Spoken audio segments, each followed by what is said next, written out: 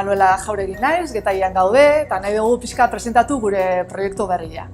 Bueno, Juanjo nire gizona da, guk hemen itxasontzi bat dakau, Manuelak itxasontzia, eta bea kapitaneatzen du barkua, eta dedikatzera peska de artes menores, eta ni naiz neskatila, eta orduan dedikatzen naiz, itxasoko lanak egiten, eta arraina saltzen, eta bertako gauzak egiten. Momentu honetan, olarruai buruz nahi genu komentatu, hemen gaude instalazioetan, olarrua egin behar duen instalazioetan. Dela 10 urte hasi ginen guk olarrua lehortzen, eta da tradizionalki hemen Zumaian egiten den gauza bat. Nahi genuen pixkat mantendu tradizio hori, eta pentsatu genuen, guk ere olarrua gure produktu estrella esatea izarra da, eta produktu hori lehortu, eta gure merkatu txiki horretan segida bat eman. Baina guen dela 5 urte hasi ginen pentsatzen olarruakin egin dezake genula beste produktu bat atera. Eta bueltak emanez, pentsatu genuen sopa bat ateratzea. Baina sopa hori nola?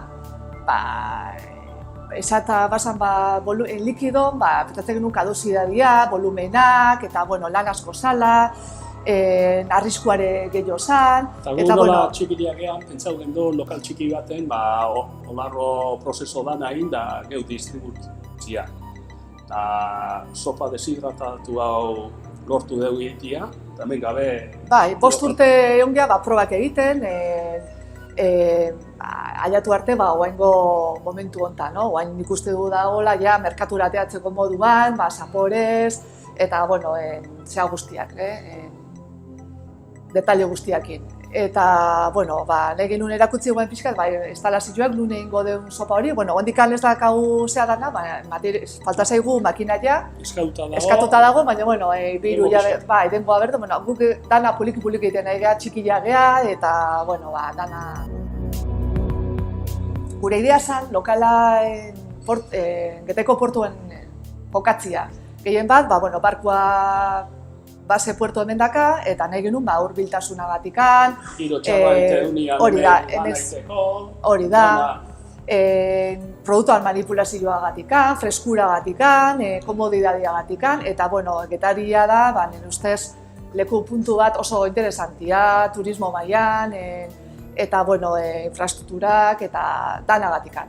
Eta gero produktu hori ere nahi dugu bertako produktuakin sopa hori, bertako produktuakin kilometro zero, naturala, ekologikoa, orain eramaten dian produktu horiekin, Eta innovadoria, aparte. Eta innovadoria, imazte, zatean bezala, Eta hortako, kaukatu leku batian, dakaula mendila, dakau baratza, dakau itxasua, eta uste dugu daka puntu bat estrategikoa oso ona dela.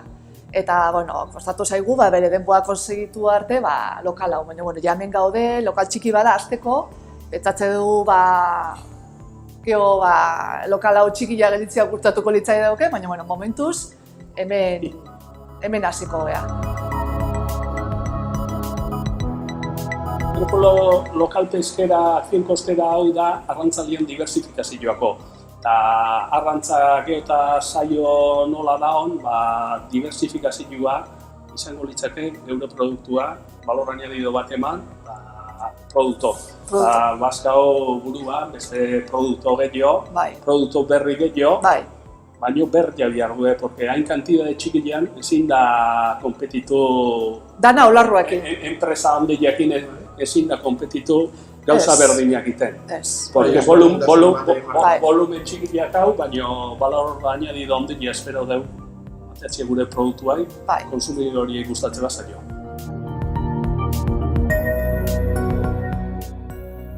Guen lonjan gaude, etorri gara obradoretikan, eta esplikatuko izuet nola egiten dugun olarru lehorketa. Behin olarrua harrapatzen duenean, nasetan, Manuelako itxasontzian, egiten dugu lehortu. Eta lehortuta gero, gelditzen da ikuste zuen bezala, olarrua, hori, disekauta, izatean bezala. Behin olarrua lehortuta dakagunean, egiten dugu trituratu. Eta horrela gelditzen da. Gero hau bere berdurakin nahazten dugu, eta iristen gea sopara, izango litzake. Sopa hori prestatzeko oso erresa da, bakarrekin behar da ura 300 mililitro ur gehitu, kasuelan jarri, zutan jarri, eta 8-10 minutua irekiten hasteanean listo dago prest jateko. Bueno, eta guai jungo nez ja olarrua prestatzea.